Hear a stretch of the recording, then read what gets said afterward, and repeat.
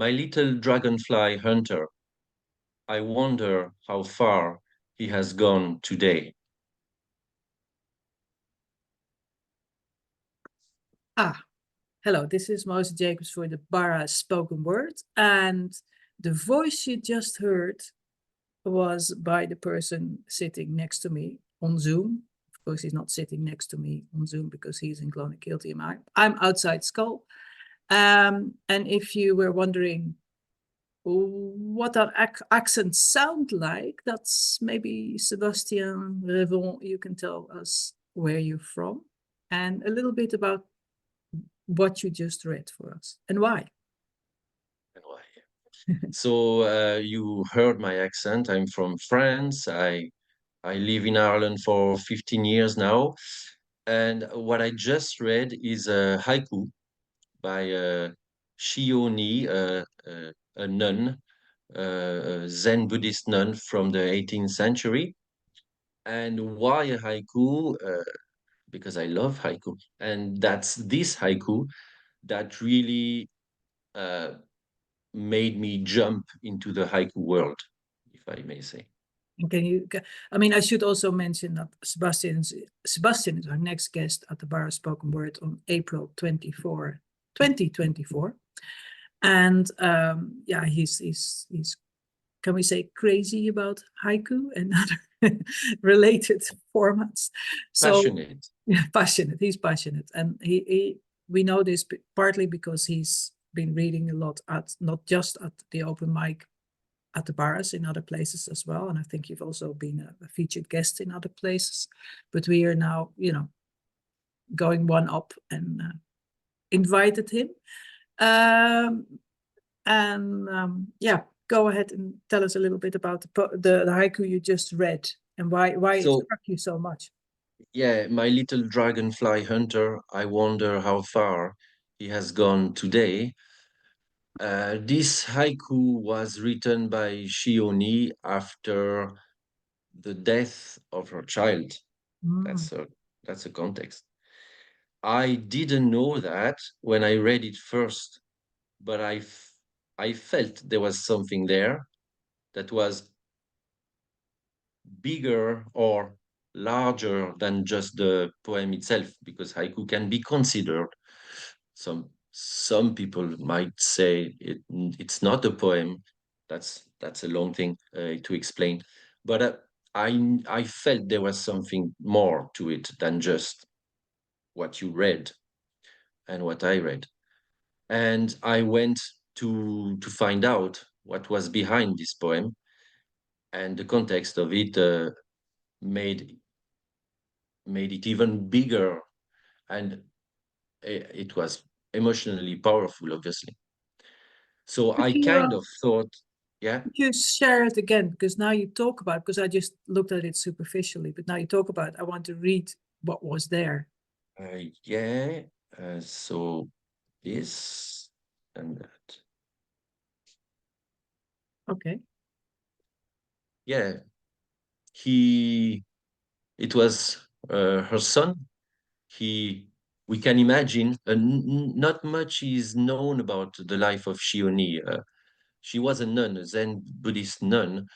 You can see she's born in 1703, died 1775, so a long time ago. Uh, and we probably can imagine her son loved dragonflies and chasing them. But after his death, of course, when we put it in context, he has gone very far. Yeah. And where is he still? Is still there in the heart of Chiyo-Ni, of course.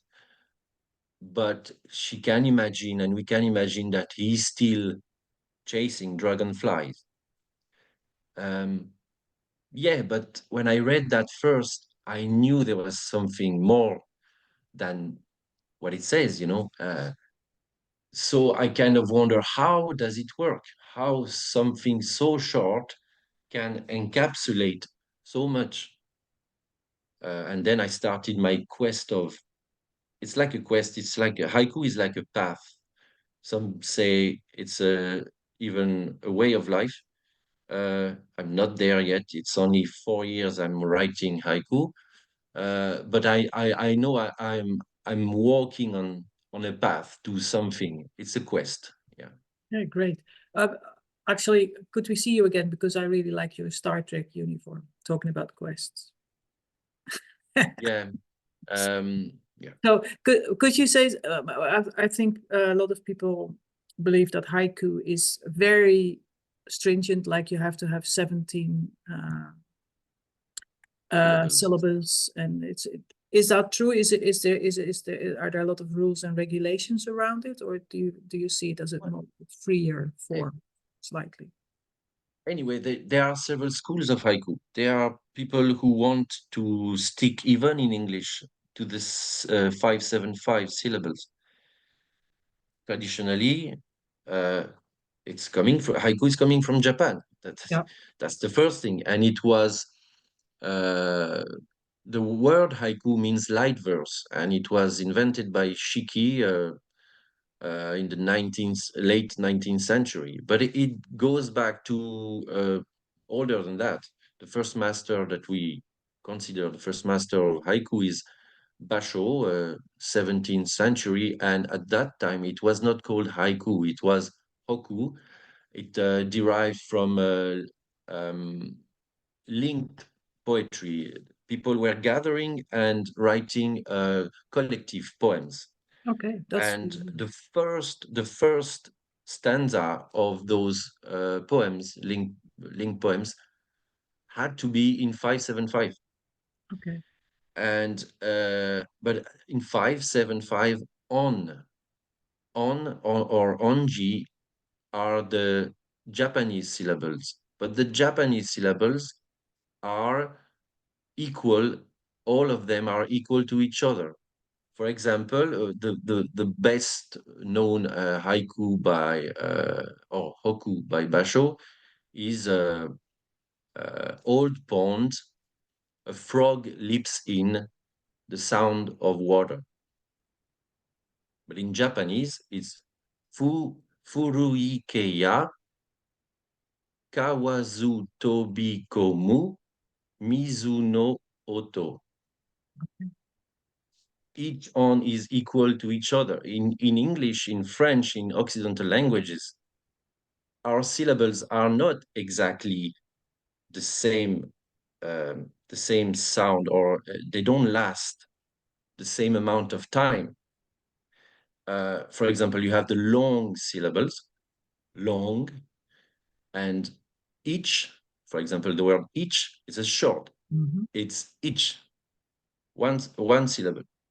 So you cannot really, I think you cannot really transfer the Japanese to English or French.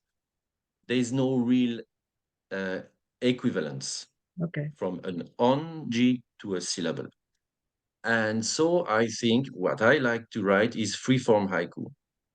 The point of haiku is for me and for other people, it's to render and create an emotion for the reader. The haiku is only good in the eye of the reader in some way. Uh, and the point is to create an emotion. And so I like to do it in free form. Some people want to stick in 575. There are different schools.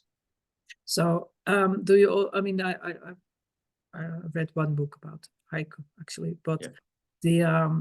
they also say that the seasons play a part in, is that something you try to adhere to as well, if you can?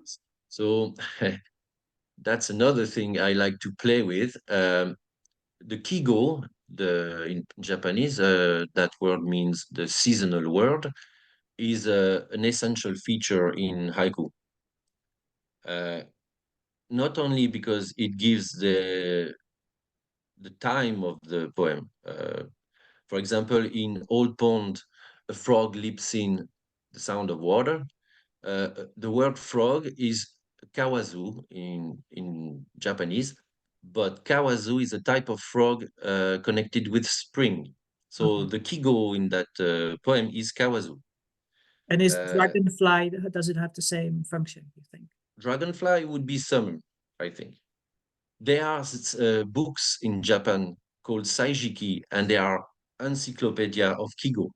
So Like this, every haiku writer in Japan has to use a Kigo in their poem uh, to give a reference to a season. But the season gives the emotion to the poem. It sets up a mood. and do you do something equivalent to that, or what do Yeah, you I do? I, You I write. also spring I from like something else? s- I like to write haiku with seasonal words, but I like as well to write without seasonal words, and it's a genre of haiku called muki. In Japan, they call it muki haiku, and it's more contemporary style. You don't use seasonal words, but you would use what they call now keywords, words that still set up a mood to the poem, but they don't have a real or a true um, they don't mention really the season, but they have to set up a mood. For example, if you use there's some contemporary haiku writer in Japan that are very original, and they're gonna use the word toilets in their poem. That sets up a mood, Yeah. uh, you know. But I actually never wrote anything with toilets yet by Do you myself. remember by heart a poem that you a haiku that you wrote yourself? Oh, that I wrote myself. Oh, Yeah. well, yeah. Actually, there is one that I hope will be published today. I don't Really? know. Yeah, in the haiku dialogue, it's reflecting on the freshly varnished floor, a flight of wild geese. Okay. Reflecting on the freshly varnished floor, a flight of wild geese. Can you say anything about this poem? How it came about? It what sparked it? So September 2020, I was varnishing the floor of our bedroom in my house, and it was all shiny, freshly varnished. And there's a window there, and it was September. I remember exactly because the point of haiku is that they are like photographs, even better. When you write a, a haiku that you think is good, you remember the moment when you write it and where you were when you wrote it. Uh, I was looking at the job I had done, more or less good, and I saw the reflection of this flight of wild geese in on my floor because it was so well varnished. The Wow. reflection was possible through so they passed outside, of course, and it was I remember that moment, and it took me 3.5 years to write it. You mean you wrote it first and then you tweaked it all the time, or it Yeah, didn't? It's not what happened. tweaking it in. It was written in French first, and in English it wasn't working. I thought about it, left it for many months, and then by chance I saw it again. I said, well, it's not working. I have to tweak it this way, and it only came about a few weeks ago in a form that I think is okay to be Okay, submitted. and can you say anything about the emotion that this view, that seeing that it what did it evoke in you? Well, it evokes surprise and contemplation. You contemplate something that is mundane. Haiku is a lot about mundane things. You look at a freshly varnished floor, and suddenly, in your contemplation, the aha moment comes. What they call the aha moment, often in haiku, is it's the eventual satori, the illumination that they talk about in Japanese, the enlightenment. Uh, I'm not enlightened at all, but haiku are just glimpses, um, ideas of it. And this reflection of geese was a complete surprise in my contemplation of something mundane. Yeah, yeah. It was but it was quite a, it sounds like quite a happy poem. I mean, you know, you can Oh, really see it when you. it's a happy moment. But as well, it's between sad and happy. Haiku are always ambivalent. Geese are going away in September from Ireland, and so they were going away. They Okay. were not coming. So Okay. Could you say once more? I mean, you often when you read, uh, when I hear you read, you repeat haiku. Although I think you've have you stopped doing that? well, I repeated it now Yeah. for the purpose of the interview, but in the tradition of in Japan, I think they repeat their haiku. But I noticed that in English, often it's only said once, and you have to leave a silence after the poem for people to have a chance to repeat it in their own mind. Okay. I'm going to ask request. Could you read it once more, then have a silence and show me what you want to share as well, which is something different. Okay, you want me to share something different after I read that haiku I Yeah. just read? Yeah, just share what you intend, what we Yeah, that you the would wild share. geese. Yeah. Because it is again as with the dragonfly poem. Now you've talked about it. I want to read it again because I now look at Dragon, it. the dragonfly hunter. No, I want you to repeat repeat the The geese, reflecting. repeat Yeah, the geese, and then share what I'll we share that. can. Yeah, so reflecting on the freshly varnished floor, a flight of wild geese.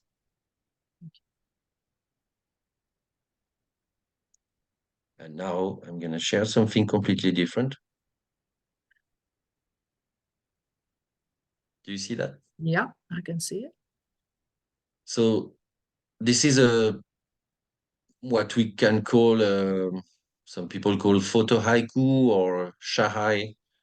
Um, it's a picture taken by my father in the 70s, I think. Retracing my steps, I told her everything except I love you. Yeah, So beautiful picture and really beautiful haiku as well. the, Thank you. of course, the picture was taken in the 70s. I wasn't. I was born in 1979, and I worked on that picture to find a.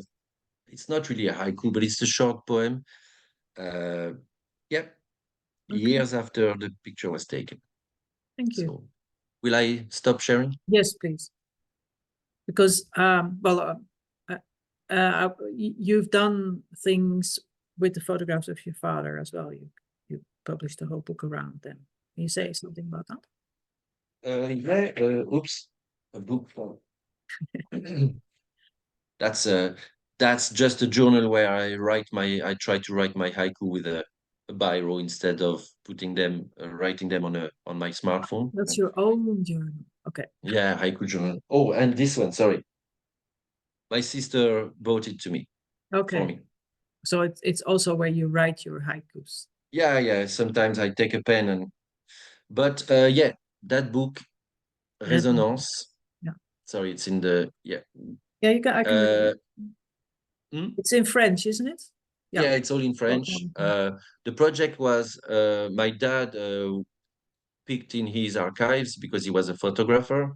He's retired now, and yeah, he had the idea of me working on his pictures, and basically, yeah, he told me just try to find haiku or short poems that will illustrate or Go well resonate together. Yeah. resonate with the picture. Yeah. So the poem shouldn't say what the picture says. There's no Yeah. point. Uh, you have to 1 + 1 = 3. The poem has to, you see that that's the one I read, but that's the picture, and that's, sorry, the light. Yeah, The I poem can't is read. just That's the the poem I read is just yeah, on the other yeah. page. Will you So be yeah, taking these books? I mean, are these books have you sold out, or are they still copies of? they are no, the this book is was published by L'Harmattan, which is a publisher, in a French publisher, and it's available. They still have some copies of it. Yeah, And will you you be can taking find. it to the Barra's session on Yeah, I will 24th? show it. My I can show the first my first haiku collection. Well, I wrote it very quick. I was really obsessed by haiku at the start, so I felt like I wanted to publish. That's the first book I published Okay. Yeah. on my own. Yeah, that's my son. Okay. When did you publish it exactly? 22 February. And well, I mean, we met because we both played in the Clonakilty Jazz Collective. You're also, I can't remember if you said that you're a pharmacist in Clonakilty as well. So you really have lot grown local roots, I think. Is that how you feel, or do you feel very comfortable in Ireland? Yeah, I feel connected to this country. The nature is very important. I wouldn't live in Dublin or Cork City. I I need to be close to nature. Um, and the community is important in Clonakilty. I'm a pharmacist, so I know I'm 11 years in the same pharmacy in Clonakilty, so I know many people in town, and I think the community aspect of this town is quite strong. You're People, also a member of the local writers group. yeah, yeah, the writers group that you talked to me about. So it all, yeah, yeah. Thank you, Mose.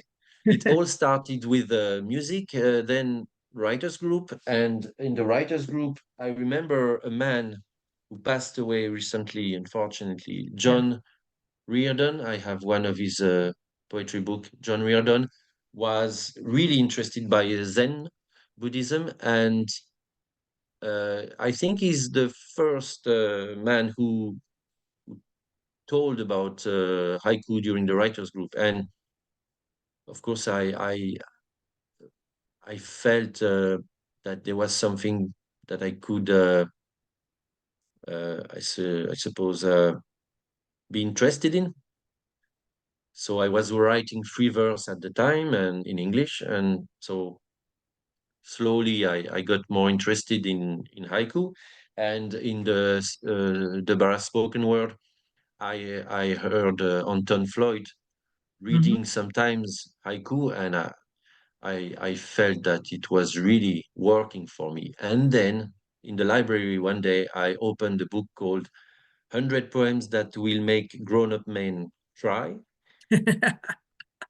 And that's where I found that haiku by Chiyo-Ni, which I had read before. Uh, and then in that book, of course, I got the context, and then it was just before lockdown, the first lockdown. And during the first lockdown, I was still working in the pharmacy. We were still open, so I never stopped working during COVID. Um, but I had the time on my days off to completely uh, immerse myself in haiku. Okay.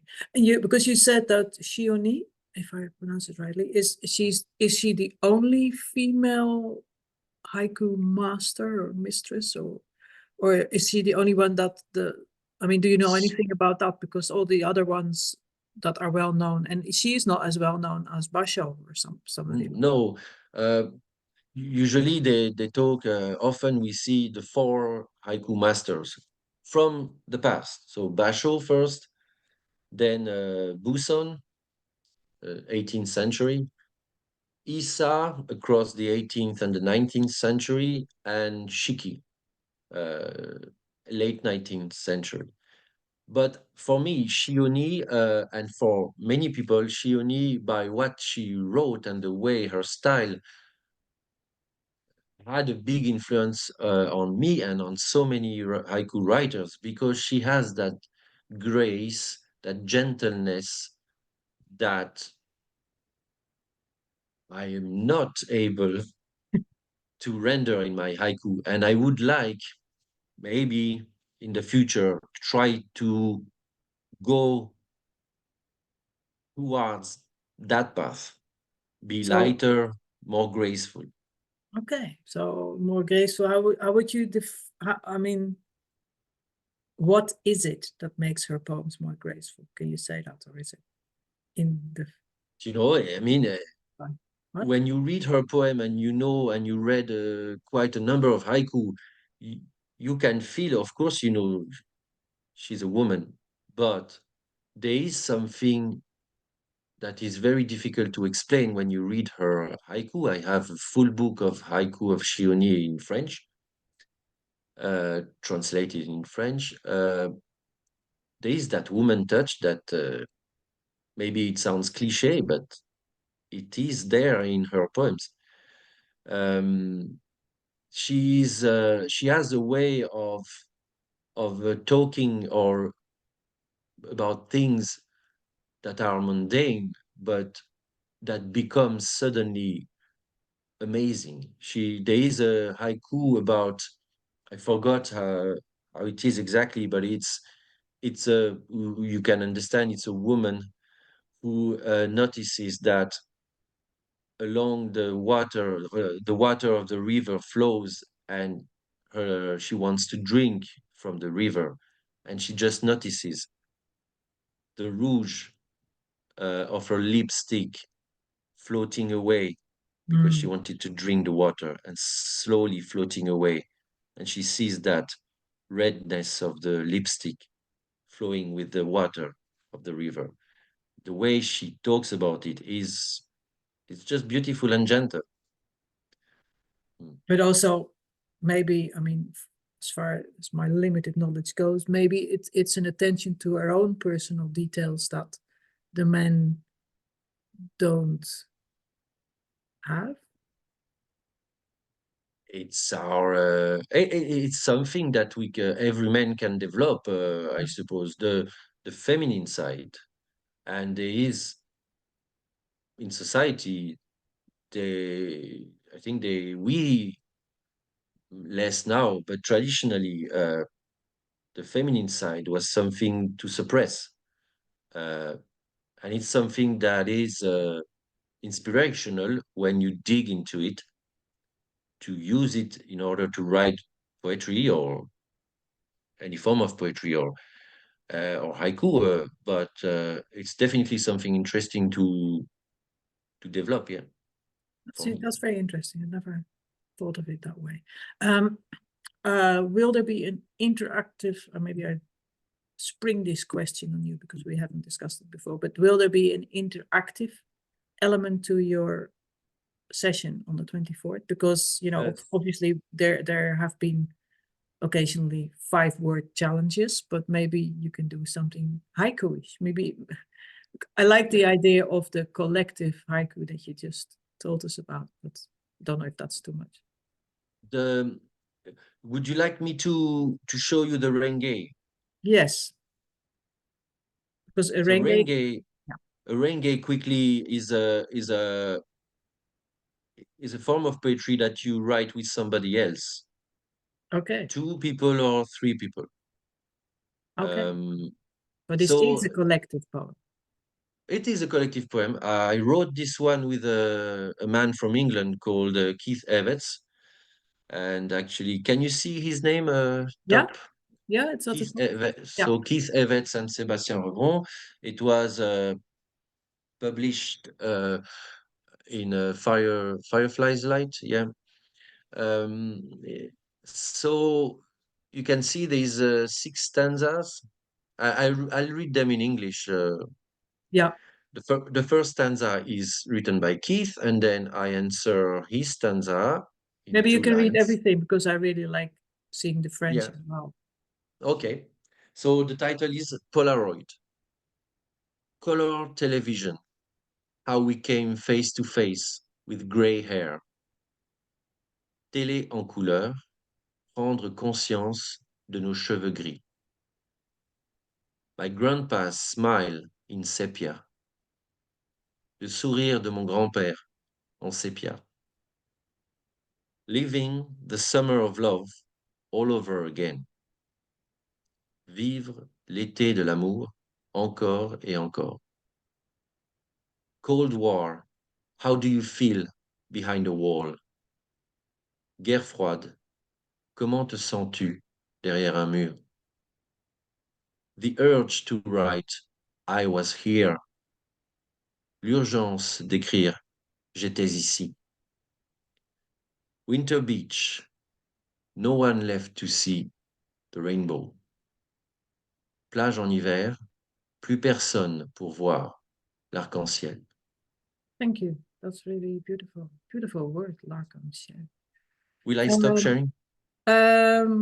Maybe tell us a little bit more about it, because I maybe you just said it, but I wasn't listening. How did this come about? Did you respond to each other's haikus? Yeah, Or it's through Keith Evetts, or mainly he told me about Renge, and there are rules. So you should write 3 lines, 2 lines, 3 lines, 3 lines, 2 lines, 3 lines. Each of us will have 2 3-liners to write and 1 2-liner. okay, They are rules as well. It's a form of poetry that was invented in the early 90s by some American, I forgot their name, sorry, some American haiku writers who found the linked poems, the Japanese linked poems, too long and too complicated with too many rules. So they made it a bit simpler. And that is that way. So Keith is the first to propose the verse, and I had to come up and answer to his verse with a 2-liner that has a link to the first stanza, but then shifts it somewhere else. okay. And it's like a tennis game. You throw a backstroke, and the other player will have to find out where the ball goes and return it. There's a strange analogy I do now, but it's a bit like a game of ping pong, yeah. So you answered the summer of love with the Cold War. Yeah, guerre froide. Is that what happened? Or yeah, So yeah, he's living the summer of love all over again. Made me think of summer of love. Made me think of the end of 60s, and then it made me think of the time of where the Cold War was the most was at its peak, almost. And then, of course, he answers the urge to write I was here on the wall. and You then know, did each of you translate the other the well, haikus? I translated the in French the poems. Yeah, Yeah, and he did the same for your, or did you write in English for him? we wrote in English. We wrote it Yeah, in English. Yeah, yeah. Okay, and then first. you. Okay, okay. Okay, Yeah. that's really interesting. Thank you. Yeah, no, it's really great, because I hadn't really come across these rules at all, nor across the concept of a collective writing in that way. So it would be really nice to try that out in some way. At the What I could do for the session is to give line 1 and line 2 of uh, of a haiku, and people will have to come up with line 3, Okay. and we'll see. Okay. As per usual, the session will have an open mic at the end. So anyone who has haikus hidden in their kitchen cupboard can come and read them, or anything else. It's not Yeah. obligation to read haiku, but it is a nice. It's really, yeah, I like listening to it. Okay, Seb, I think that's it for now, unless you have something else to say. Because I think you have a little bit of a surprise as well during that session, perhaps. Ah, well, a surprise. Maybe I'll read an abstract of a project I'm working on. I don't know. Okay, It's well, still it's still a bit confidential, so I don't know if I should. But there is maybe something else I could do is like reading a haiku with the music on, which okay, I that's nice too. started to do. I chose a piece of music. I wrote several haibun on different pieces of music, synchronized with the music. It's some sort. It's very playful Okay, when I write it. okay, Haibun is a form of. It's a prose poem. It's a prose with a haiku at the end. Usually, that's a haibun. Quickly. okay. Okay, well, thank you very much, and I will stop recording and see you at the Barras 24th of April at 8:30 sharp. Not really. Yeah. Thank you, Mose. Okay, thank you.